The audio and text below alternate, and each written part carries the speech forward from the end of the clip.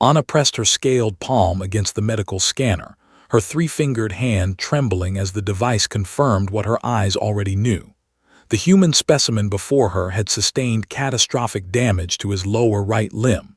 The femur had snapped clean through, the jagged bone fragments visible through torn flesh and fabric.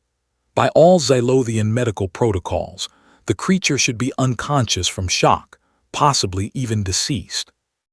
Instead, Lewis sat upright on the examination table, casually scrolling through his data pad with one hand, while the other gripped his mangled thigh. "So, Doc," he said, glancing up with those unsettling forward-facing predator eyes, "how bad is it?" Anna's translator Chip stuttered, struggling to process the incongruity between his relaxed tone and his dire physical state. She was a medical professional with 17 cycles of experience across 43 species, but humans remained an enigma that defied every principle she had learned at the Galactic Consortium Medical Academy. Your skeletal structure has been compromised," she managed, her voice modulator producing the clicking harmonics of distressed Xylothian speech.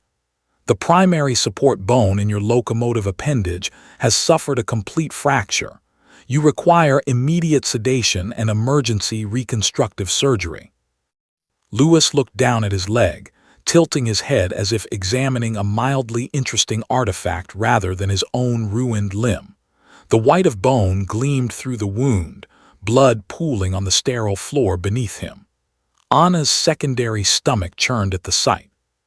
"Huh," Lewis said, "that's gonna leave a mark." Then he laughed. The sound was sharp and genuine, echoing off the curved walls of the medical bay. Anna's cranial ridge flushed deep purple with alarm. Laughter. The human was experiencing amusement at his own catastrophic injury. "I must insist you lie down," Anna said, her professional composure cracking. "The pain suppressors in your species' neural system cannot possibly be adequate for trauma of this magnitude. You are experiencing a psychological break. I am initiating emergency sedation protocols." She reached for the hypospray loaded with benzoic 7, a universal sedative calibrated for carbon-based life forms. Before she could administer it, Lewis raised his free hand. Wait, no offense, but I don't react well to your standard sedatives. Last time one of your colleagues tried that, I was hallucinating for 3 days." He shifted his weight and Anna heard the sickening grind of bone against bone. "Besides, I've had worse." "You have had worse?" Anna's translator struggled with the concept. "This injury would incapacitate most species permanently. Some would consider death preferable to the pain you must be experiencing." "Yeah, well, humans are stubborn like that." Lewis set down his data pad and rolled up his sleeves, revealing arms covered in a peculiar pattern of discolored skin patches. "Scars, dozens of them. Broke my left arm twice during combat training. Shattered 3 ribs in a shuttle crash on Kepler 442b. Got my shoulder dislocated by a Chronex mercenary in a bar fight. This," he gestured at his leg, "this is maybe a 6 out of 10. Anna's primary heart rate spiked. The creature was either delusional or speaking truth, and she wasn't sure which possibility terrified her more. "Your pain tolerance cannot—" "Listen, Anna, it is Anna, right?" Lewis interrupted, reading her name badge with those piercing blue eyes. "I appreciate the concern, really, but humans have this quirky evolutionary trait. When we're hurt, our bodies dump a cocktail of chemicals into our bloodstream. Adrenaline, endorphins, the works. Natural painkillers that would probably get classified as controlled substances on half the civilized worlds." He spoke as casually as if discussing the weather, even as fresh blood continued to seep from his wound. Anna's medical scanner was now screaming warnings in 6 different languages. "Plus," Lewis continued, "psychological response matters. If I panic, my blood pressure spikes, I lose more blood, shock sets in faster. But if I stay calm, maybe even find the humor in the situation, my body stays stable. Mind over matter, you know." "This is not a matter of finding humor," Anna protested, her voice rising to a pitch that made nearby equipment vibrate. "This is a medical emergency of the highest classification." I know, which is why I need you to do me a favor." Lewis leaned back slightly, his face contorting for just a moment, the first sign of pain she had witnessed. "I need you to help me set this bone before the muscle spasms too much. Once we get it roughly aligned, your fancy regeneration tech can take over, but right now, we're on a timer." Anna felt her lesser minds, the autonomous neural clusters that controlled her secondary functions, begin to rebel against her primary consciousness. This was wrong. Everything about this situation violated the natural order of biology. "I cannot," she whispered. "Setting a fracture of this severity without anesthetic would cause pain beyond measurement. It would be torture." "It'll hurt like hell," Lewis agreed cheerfully.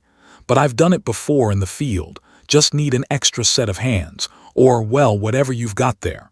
He nodded at her three-fingered appendages. The human's eyes met hers, and for a moment, Anna saw something that transcended species. Determination. The same force that had driven humans from their small blue world to the far reaches of the galaxy. The same incomprehensible stubbornness that made them charge into burning buildings, traverse hostile environments, and survive conditions that would exterminate more sensible species. They were insane, beautiful, terrifying, and utterly insane. Anna's training warred with her instincts. "I will assist, but I must formally note my objection in your medical file." "Fair enough." Lewis positioned himself, gripping the edge of the examination table with his left hand. "On 3, 1, 2. On 2 he yanked. The sound of bone grinding against bone filled the medical bay. Anna watched in horror as Lewis manually pulled his femur into rough alignment, his face contorting into a mask of concentration. Not screaming, not even shouting, just breathing hard through clenched teeth, a low grunt escaping his lips. And then, impossibly, he laughed again, a sharp, barking sound that might have been pain converted into defiance. "Okay," he gasped, sweat pouring down his forehead. "Your turn. Hold it steady while I secure it." Anna moved on autopilot, her hands, trained through countless hours of practice, instinctively supporting the limb at the correct angles. She watched as Lewis produced a compact medical kit from his belt, pulling out a primitive-looking inflatable splint. "Human field medicine," he explained between breaths, "not fancy but effective."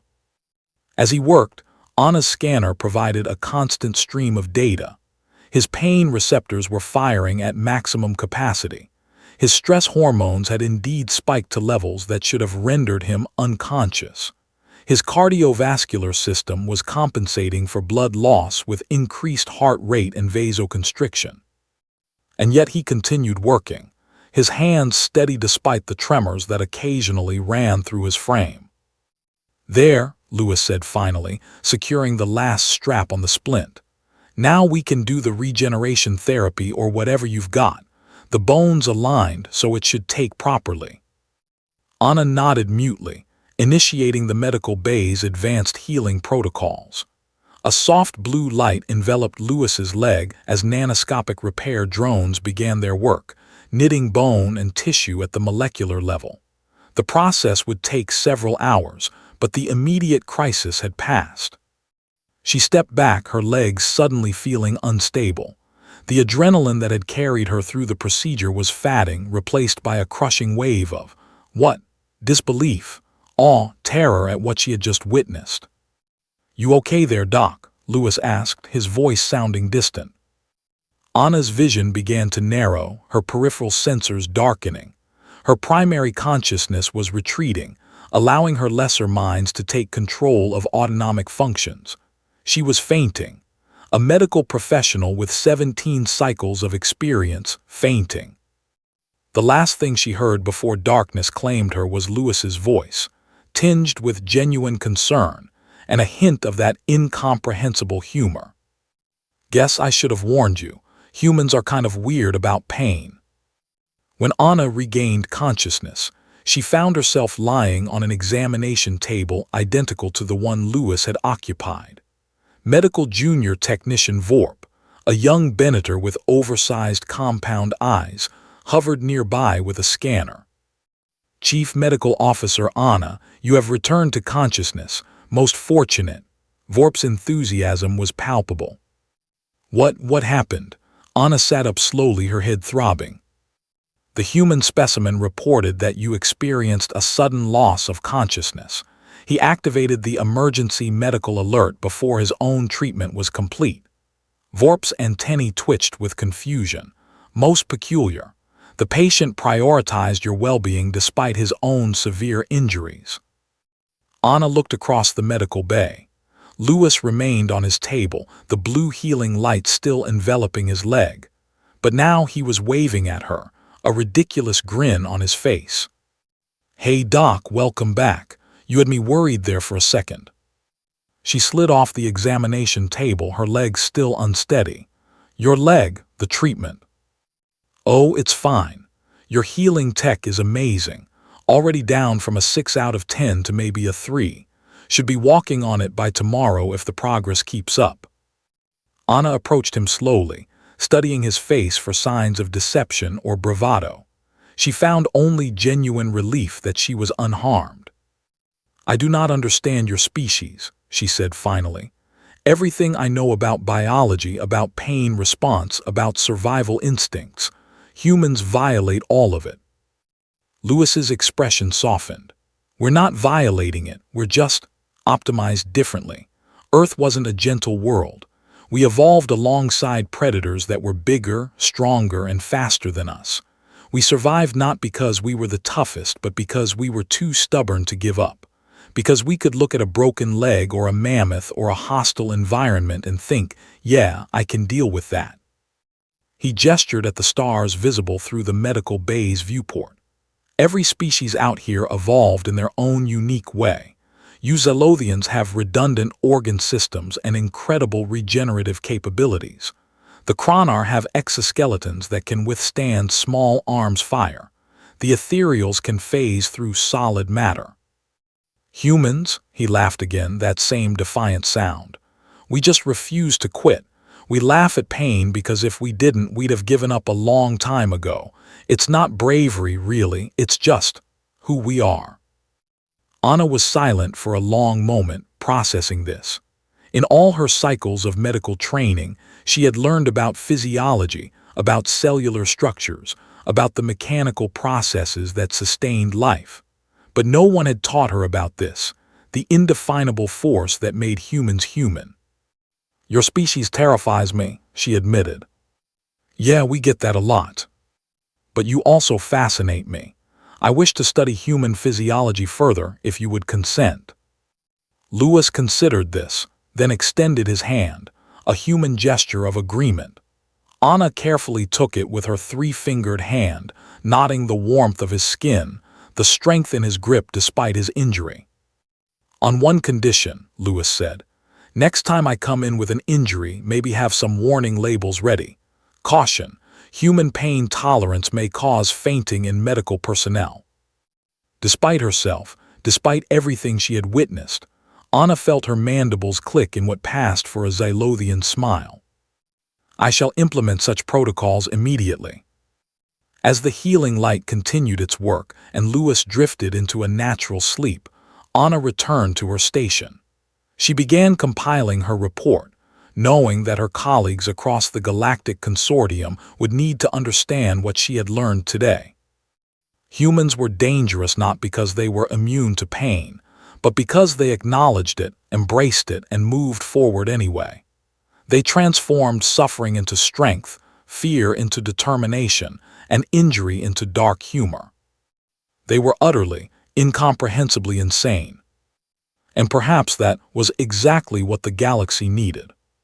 3 days later, Lewis was discharged from medical care with a fully healed leg and a commendation for his assistance during an emergency evacuation that occurred during his treatment.